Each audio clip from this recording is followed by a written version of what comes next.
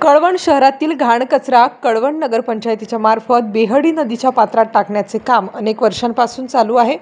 सध्या पावसाळा असल्यामुळे नदीपात्रातील कचरा 2-3 पोकलेनच्या सहाय्याने पाण्याच्या प्रवाहात सोडण्याचे काम युद्धपातळीवर करण्यात येत आहे।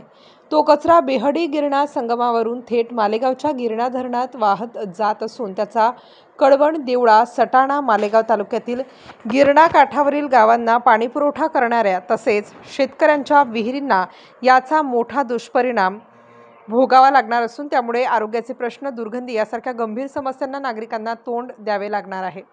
या प्रदूषित पाण्यामुळे मासे तसेच जलजीव मृत पावले आहेत। एकीकडे राज्य तसेच केंद्र सरकार नद्या प्रदूषित होऊ नये यासाठी कोट्यवधी रुपये खर्च करते आणि दुसरीकडे कळवण नगरपंचायत गिरणा नदीत सर्व घाण कचरा टाकून नदी प्रदूषित करत आहे। कळवण नगरपंचायतच्या अनेक वर्षांपासून सुरू असलेल्या अनागोंदी कारभारावर जिल्ह्यातील लोकप्रतिनिधी कठोर भूमिका घेतील का असा प्रश्न नागरिक उपस्थित करत आहेत। ह्या दूषित पाण्यामुळे कळवण, देवळा, सटाणा, मालेगाव तालुक्यातील नागरिकांच्या आरोग्याचा प्रश्न गंभीर झाला आहे। कचरा हा गेल्या अनेक वर्षापासून कळवण नगरपंचायत ही बेडीच्या नदीपात्रात टाकत आहे आणि आता पावसाळा असल्यामुळे नदीला पाणी येईल आणि त्या पाण्याला अडथळा यायला नको म्हणून कळवणच्या नगरपंचायतीने असा गुन्हास्पद प्रकार केलेला आहे की 2 पोकल्यांच्या साहाय्याने तो कचरा उचलून बेडीच्या नदीपात्रात टाकण्यात आला व तो सरळ पुढे येऊन संगमावर गिरणाला मिळाला व गिरणाच्या माध्यमातून तो थेट गिरणा डॅमपर्यंत मालेगावपर्यंत हा गेलेला आहे।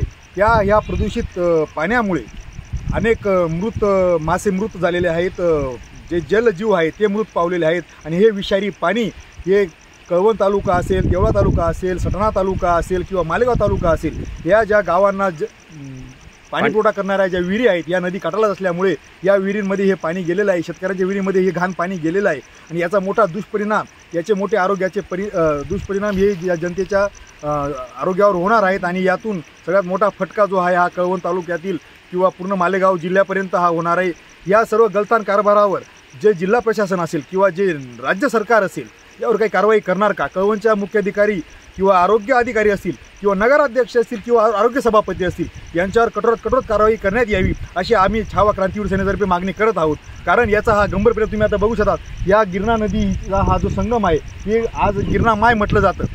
आज ही गिरणा माय या जळगावपर्यंत लोकांना पाणी देते आणि या गिरणा माय प्रदूषित करण्याचं काम, या गिरणा मायमध्ये विष पेरण्याचं काम या कळवणच्या नगरपंचायतने केले आहे, या कळवणच्या नगरपंचायतच्या या कारभाऱ्यांनी केलेलं आहे। त्यामुळे आमची जाहीर मागणी आहे की यांच्यावर कठोर कारवाई करण्यात यावी व या पूर्ण कळवण, देवळा, सटाणा, मालेगाव तालुक्यातील, जळगाव जिल्ह्यातील लोकांना न्याय मिळावा हीच आमची मागणी आहे। कळवण शहराचं गटाराचं पाणी कुठे जातं? कळवण शहरातील सर्व गटाराचं सांडपाणी एका गटारीच्या माध्यमातून आपला जो ओळ म्हटला जातो किंवा एक नाला म्हटला जातो या नाल्यामध्ये टाकलं जातं सर्रासपणे। पूर्ण ते सांडपाणी, मलमूत्राचं पाणी, शोषखड्ड्यांचं पाणी, गटारींचं पाणी हे पूर्णपणे त्या ओळमध्ये टाकलं जातं आणि ते ओळ पुढे येऊन बेडी नदीला आणि बेडी नदी पुढे येऊन गिरणा नदीला मिळते आणि हे थेट पाणी, हे घाण पाणी थेट मालेगावपर्यंत सर्व लोकांना प्यावं लागतं। ही सर्वात मोठी शोकांतिका आहे। काय नाव आपलं? नाशिक स्टार न्यूजसाठी दीपक गांगुर्डे, कळवण।